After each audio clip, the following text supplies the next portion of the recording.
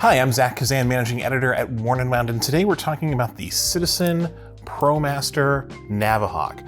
You know, the word icon I think is overused in the watch world, but within Citizen's lineup, that's an appropriate term, I think, for the Navihawk. It's been a fan favorite for many years. It's one of those watches that gets recommended a lot to new watch enthusiasts, and it's just a very popular pilot's tool watch and has been for quite some time. But there's one problem with the Navihawk. It's traditionally been a fairly large watch, prohibitively so for many collectors, and they've long been asking Citizen for a smaller, more wearable version of the Navihawk, and that's what we have here. We have the Citizen ProMaster Navihawk in 40 millimeters, something that Citizen enthusiasts and watch lovers have been clamoring for a very long time. This is a big deal for Citizen, and it follows a recent trend that we've observed where brands are literally giving enthusiasts and collectors exactly what they want.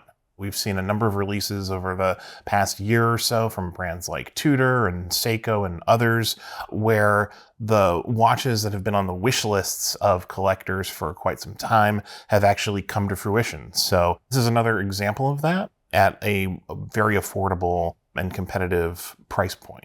What we have here is a solar-powered quartz chronograph that runs on a Citizen Echo Drive movement. There are 3 variants available at launch. The new Navihawks come in silver, salmon, and this green dial option. They all have contrasting elements as well. This green dial has kind of like anthracite colored subdials, white accents. It's all quite legible, even though there's quite a bit going on this dial. The pilot's watch aesthetic is kind of naturally busy. You've got a slide rule bezel, obviously a chronograph, lots of scales. But this watch is not particularly hard to read. Everything kind of stands out where it should, and the eye is drawn to where it needs to be, no matter what.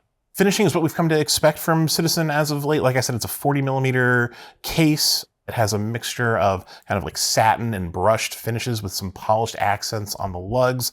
The bracelet is very nice. It has a 3-link kind of oyster style bracelet with a fold over clasp. It's quite comfortable on the wrist. 40 millimeters is a great kind of universal size. It works really well. The Navihawk traditionally has lent itself, in my opinion, to those larger sizes, and it's nice to see it in a more compact version. I think this will appeal to a lot of customers who just had wrists that were too small for the larger Navihawks that have appeared over the years. It really loses nothing in terms of its complexity and its pilot's bona fides with a smaller size. It still makes a lot of sense, in my opinion.